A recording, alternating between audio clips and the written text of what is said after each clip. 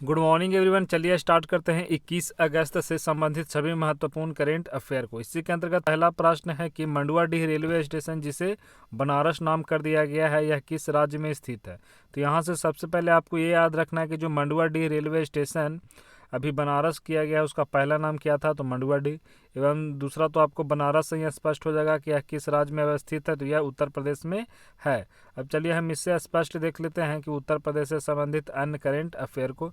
सबसे पहले कुछ और जान लेते हैं यहाँ कि उत्तर प्रदेश की राजधानी कहाँ है, तो इसकी राजधानी लखनऊ है।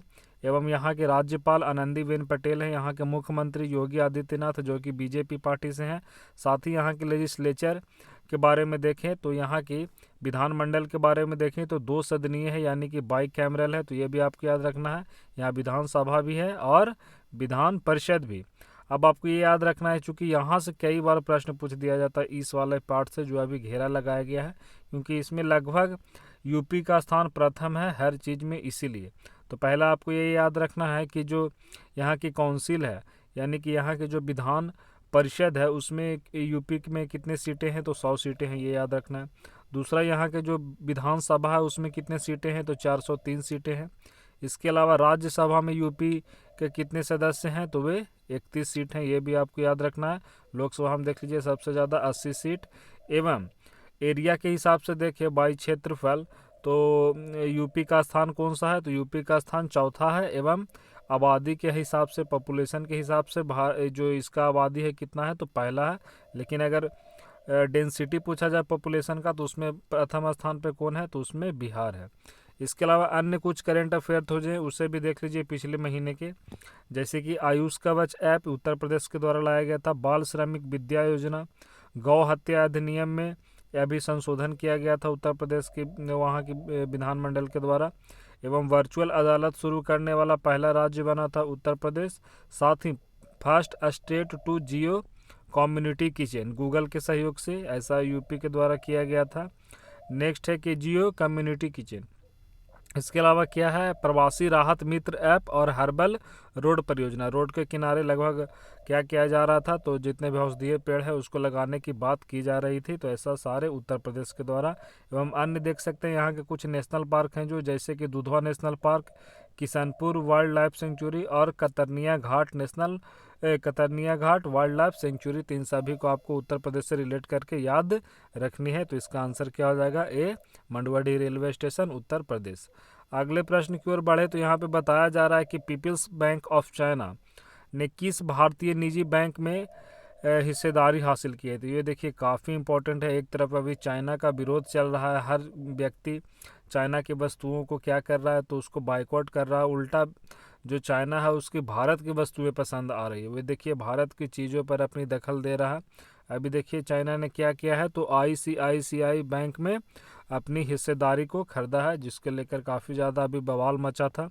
तो ये भी जानना है कि इससे पहले मार्च में भी चाइना ने एचडीएफसी में अपना शेयर खरीदा था, लगभग 1% तक बढ़ा लिया था अपने शेयर को एचडीएफसी में। तो सोच सकते हैं यह चाइना के द्वारा किया गया था। काफ़ी उस समय उसका विरोध किया गया था और भारत सरकार द्वारा एक्शन लेते हुए उस समय ये बता दिया गया था कि बिना सरकार के अनुमति के ऐसा कोई जो बाहरी कंपनी है, शायद चीन के बारे में बताया गया था, उसी को टारगेट करके कि जो बैंक है वो निवेश नहीं करेगी। तो इसलिए वहाँ पे 1% से उसको क्या कर दिया गया था, कम कर दिया गया था। लेकिन अभी जो आईसीआईसी द्वारा किया गया है यह काफ़ी कम है। ये अभी देखिए इसमें जो उसका निवेश है 0.006% है, तो काफ़ी कम है, 15 करोड़ के आसपास। लेकिन चाइना इससे आगे बढ़ा भी नहीं सकता है, क्योंकि ये जो भी किया होगा शायद शेयर मार्केट एवं अन्य जो कार्य है उसी माध्यम से किया होगा।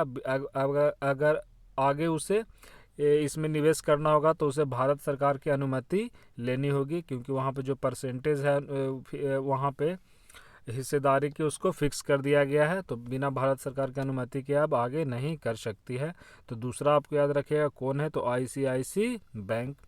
किसके द्वारा, तो पीपल बैंक ऑफ चाइना, जो कि चाइना का केंद्रीय बैंक है। जैसे हमारे यहाँ आरबीआई है, वैसे यह चाइना की जो बैंक है उसकी बात की जा रही है। अगला प्रश्न देखिए, ये देख सकते हैं, ये रहा मैप में चाइना। नेक्स्ट प्रश्न में बताया जा रहा है कि लुइस एबिंडर किस देश के नए राष्ट्रपति चुने गए हैं? तो लुइस एबिंडर किस देश के राष्ट्रपति चुने गए हैं? तो अभी डोमिनिकन रिपब्लिक के चुने गए हैं। तो चलिए हम थोड़ा मैप में देख लेते हैं डोमिनिकन रिपब्लिक को। जैसा कि आप देख सकते हैं, ये रहा उत्तरी अमेरिका और ये रहा दक्षिणी अमेरिका, ये दोनों महादेश, और ये सेंट्रल अमेरिका। तो सेंट्रल अमेरिका के पार्ट में ही यहाँ पे यह देश है डोमिनिकन रिपब्लिक, ये वाला पार्ट में। इसका बड़ा मैप यहाँ पे है और स्पष्ट रूप से हम इस वाले मैप में देख लेते हैं। यह देखिए एक द्वीप है, ये द्वीप में देखिए दो देश हैं, इधर एक हैती है और इधर डोमिनिकन रिपब्लिक। तो आपको याद रखना कि जो डोमिनिकन रिपब्लिक है इसकी राजधानी कहाँ है? तो डोमिनिकन रिपब्लिक की राजधानी आप देख सकते हैं यहाँ पे क्या है, तो सेंटो डोमिंगो। तो ये आपको याद रखना है। साथ ही यहाँ की जो ऑफिशियल लैंग्वेज है वो स्पेनिश है एवं यहाँ की जो करेंसी है वो पीसो है। तो ये दोनों याद रखना है, स्पेनिश और पीसो। तो ये दोनों यहाँ से रिलेट करके याद रखना है। तो अब देखिए क्या प्रश्न था, तो प्रश्न था कि लुइस एबिंडर को यहाँ के राष्ट्रपति अभी चुना गया है। अगले प्रश्न की ओर बढ़े तो बताया जा रहा है कि किस बैंक ने इंस्टेंट खाता खोलने की सुविधा के लिए LVP डिजिगो, ये देखिए LVP से ही समझ सकते हैं आप, यह है कि क्या, तो लक्ष्मी विलास बैंक। तो लक्ष्मी विलास बैंक के द्वारा भी लाया गया है LVP डिजिगो। तो यह यहाँ से आपको रिलेट करके याद रखना है। तो इसका आंसर हो जाएगा ए। लक्ष्मी विलास बैंक का जो आपको याद रखना है कि हेडक्वार्टर है वह कहाँ है, तो वो चेन्नई में है, तमिलनाडु के चेन्नई में। अगला प्रश्न है कि किस बैंक ने एक विशेष सुविधा लोन अगेंस्ट सिक्योरिटीज़, तो अभी लोन अगेंस्ट सिक्योरिटीज़ किस बैंक के द्वारा जारी किया गया है? तो यह अभी यस बैंक के द्वारा किया गया है। यानी कि देखिए लोन आप ले सकते हैं, वहाँ पे आप अपनी प्रतिभूतियाँ जमा कर सकते हैं। अगर आपकी ज़मीन है तो उसके कागजात जमा कर सकते हैं, बिना ज़मीन को बेचे हुए यानी कागजात जमा करके पैसे ले सकते हैं। तो ऐसा भी किसके द्वारा, एवं इसके अलावा अन्य सुविधा भी है, तो उसका नाम दिया गया लोन अगेंस्ट सिक्योरिटीज़। तो ये यस बैंक के द्वारा लाया गया है। तो इसका आंसर हो जाएगा बी। यस बैंक का आपको पता होगा कि इसका लोगो क्या है, तो एक्सपीरियंस विथ, शायद यही एक्सपीरियंस विथ एक्सपर्टीज़। एवं यहाँ पे अन्य आप देख सकते हैं कि इसकी जो इसका फॉन्ड कब हुआ था, काफ़ी ज़्यादा पिछले बार खबरों में था। तो 2004 में इसको बनाया गया था। इसके फाउंडर थे राणा कपूर और अशोक कपूर। एवं इसका हेडक्वार्टर कहाँ है, तो इसका हेडक्वार्टर मुंबई में है। अगले प्रश्न की ओर बढ़े तो बताया जा रहा है कि किसने कोविड-19 के खिलाफ लड़ने के लिए पावित्रपति, यानी यहाँ पे देख सकते हैं पावित्रपति और आयुष्ध तारा उत्पाद लॉन्च किया है। तो ऐसा भी किसके द्वारा किया गया है? DIAT के द्वारा। जैसा कि आपको पता होगा कि जो DIAT है इसका फुल फॉर्म क्या है, डिफेंस इंस्टीट्यूट एडवांस टेक्नोलॉजी, या DRDO एवं रक्षा मंत्रालय के अंतर्गत ही कार्य करती है। तो इसी के द्वारा अभी यह लाया गया है। तो यह क्या है, इन दोनों के बारे में देख लेते हैं। ये देखिए बताया जा रहा है कि ये जो पावित्रपति एक आयुर्वेदिक आधारित बायोडिग्रेडेबल फेस मास्क है। तो यह जो फेस मास्क है कैसा है, तो बायोडिग्रेडेबल है। अगर आप इसे फेंक देते हैं तो ये सड़ जाएगा आसानी से। एवं बैक्टीरिया वायरस के खिलाफ प्रतिरोधक प्रदान करने के लिए वायरस न्यूट्रलाइजर के रूप में भी कार्य करेगा, वायरस से भी हमें बचाएगा। उसके अलावा एक अन्य बताया जा रहा था कि देखिए औषधा तारा, तो ये क्या है, एंटी माइक्रोबायल बॉडी सूट है। ये सूट है, तो ये अभी DIAT के द्वारा किया गया था। ये तो ये आपको याद रखना, इसका आंसर बी होगा। अगला प्रश्न है कि भारत में सद्भावना दिवस या सद्भाव दिवस किस दिन को मनाया जाता है? तो चलिए भारत में सद्भावना दिवस मनाया जाता है वह 20 अगस्त को मनाया जाता है।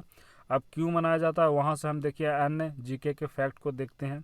यह कब मनाया जाता है, तो 20 अगस्त को। जैसा कि आप यहाँ पे देख सकते हैं 20 अगस्त को राजीव गांधी के जयंती के अवसर पे मनाया जाता है। तो यहाँ पे देखिए यह हर साल स्वर्गीय राजीव गांधी की याद में मनाया जाता है, जो 40 साल की उम्र में भारत के सबसे युवा प्रधानमंत्री बने थे। तो आपको ये भी याद रखना है कि यह जो 40 साल की उम्र में क्या बने थे, तो भारत के पहले युवा प्रधानमंत्री बने हैं। तो ये राजीव गांधी से याद रखना है। देखिए भारतीय राष्ट्रीय कांग्रेस के पूर्व प्रधानमंत्री राजीव गांधी के मृत्यु के 1 साल बाद 1991 में इनकी मृत्यु हुई थी, और ठीक 1 साल बाद 92 से यह पुरस्कार दिया जाता है, यह दिवस मनाया जाता है। एक पुरस्कार दिया जाता है राजीव गांधी सद्भावना पुरस्कार। राजीव गांधी के बारे में आप अन्य चीज़ और जान सकते हैं। पहला क्या जाने कि इन्होंने सबसे कम उम्र में प्रधानमंत्री बनने की इनको ख्याति प्राप्त है, पहला हो गया। दूसरा भी आपको पता होगा कि 34 वर्ष बाद हमारे जो शिक्षा प्रणाली है उसमें चेंजिंग किया गया है और नई शिक्षा प्रणाली लाई गई है, राष्ट्रीय शिक्षा नीति। तो जो पहली बार लाया गया था 1986 में, वो भी आपको याद रखना है, राजीव गांधी के द्वारा ही लाया गया था। तो 1986 में आपको याद रखना है किसके द्वारा लाया गया था, राजीव गांधी के द्वारा। तो उसके 34 वर्ष बाद अभी 2020 में लाया गया है, तो दूसरा ये याद रखना है। तीसरा आप याद ये रख सकते हैं कि जो इलेक्शन की आयु थी वह 21 वर्ष थी पहले, लेकिन 21 वर्ष से घटाकर उसको कितना कर दिया गया था, तो उसको 18 वर्ष कर दिया गया था। तो आपको याद रखना है अभी कितना है वर्तमान में, जो हम वोटिंग राइट है हमारे 18 साल है। तो ये भी राजीव गांधी के समय में ही किया गया था एक संशोधन के द्वारा। तो आपको ये बताना है कि वो जो संशोधन किया गया था संविधान में, वह कौन सा संशोधन था, आपको ये कमेंट में बताना है। और कब हुआ था, तो 1988 में। तो इतनी सारी बातें आपको राजीव गांधी से रिलेट करके याद रखनी है। इसके अलावा जान सकते हैं ये इंदिरा गांधी के बेटे थे, साथ में ही ये नाते हुए किनके, तो जवाहरलाल नेहरू के नाते भी हुए। अब चलिए आगे बढ़ते हैं। यहाँ पे तो बताया जा रहा है कि भारतीय अक्षय ऊर्जा, अक्षय यानी कि रीन्यूएबल, ये जो चीज़ खत्म ना हो वैसी ऊर्जा। जैसे अगर आप कोयला का यूज़ करते हैं, पेट्रोलियम का यूज़ करते हैं, तो एक समय बाद वह खत्म हो सकती है। लेकिन अक्षय ऊर्जा जैसे सौर ऊर्जा है, सौर प्लेटों के जैसे अभी रीवा में किया गया था, देख सकते हैं। तो यह अक्षय ऊर्जा का एक काफ़ी देख सकते हैं एक अच्छा उदाहरण है, जो कि अभी कहाँ किया गया था, मध्य प्रदेश के रीवा में, एशिया के सबसे बड़े सौर प्लेट का। तो इससे ये भी रिलेट करके याद रखना है। तो अक्षय ऊर्जा भी इसी दिन मनाया जाता है, तो राजीव गांधी को रिलेट करके याद रख सकते हैं। ये भी कांग्रेस के द्वारा यहाँ स्टार्ट किया गया था 2004 में, राजीव गांधी को ही याद में। तो इन दोनों को आपको याद रखना है राजीव गांधी से रिलेट करके। ये भी 20 अगस्त को रिन्यूएबल एनर्जी डे भारत का। तो ये देख सकते हैं, यह दिन भारत में अक्षय ऊर्जा संसाधनों के महत्व को चिन्हित करने के लिए मनाया जाता है। सौर ऊर्जा, पवन ऊर्जा, जल विद्युत ऊर्जा, ज्वार भाटा से प्राप्त ऊर्जा, बायोगैस, जैव ईंधन आदि नवीकरणीय ऊर्जा के कुछ उदाहरण हैं। तो ये सारे नवीकरणीय यानी कि अक्षय ऊर्जा, रिन्यूएबल एनर्जी। अगला प्रश्न है कि भारतीय डाक सेवा ने भारत में यूनेस्को की सेवा विश्व धरोहर स्थलों पर कितने स्मारक डाक टिकट जारी किए हैं। अभी हाल ही में बात किया जा रहा है 15 अगस्त को जो किया गया, उससे यह प्रश्न है। तो ये अभी 5 जारी किए गए हैं। इन पाँचों को आप देख सकते हैं यहाँ पे 1 2 3 4 5। तो चलिए इन पाँचों के बारे में थोड़ा डिटेल देख लेते हैं। बताया जा रहा है कि भारतीय डाक सेवा ने 74वें स्वतंत्रता दिवस के अवसर पर 15 अगस्त 2020 को भारत में स्थित ये यूनेस्को के विश्व धरोहर स्थलों के 5 स्मारक डाक टिकटों का एक सेट जारी किया है, और सेट के जारी एक लघु पत्रक भी जारी किया है। यह श्रृंखला का तीसरा भाग है। तो कौन सा भाग है, तीसरा भाग है। ये देखिए जो हमारे संस्कृति को चित्रण करने के लिए इन पाँचों का किया गया है। इनको देख सकते हैं, अहमदाबाद का ऐतिहासिक शहर को किया गया है, क्योंकि वो भी पहले से यूनेस्को का धरोहर में शामिल है।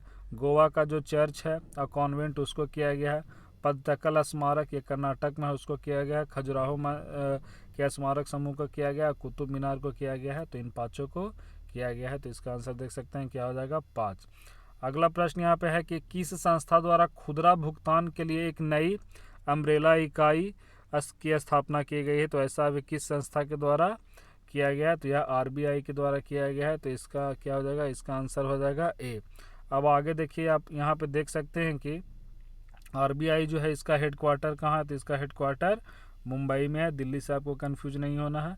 तो इसका कहाँ, मुंबई में है। एवं इसकी स्थापना कब हुई थी, तो 1 अप्रैल 1935 को इसकी स्थापना हुई थी। वर्तमान में इसके गवर्नर कौन है, तो शशिकांत दास हैं।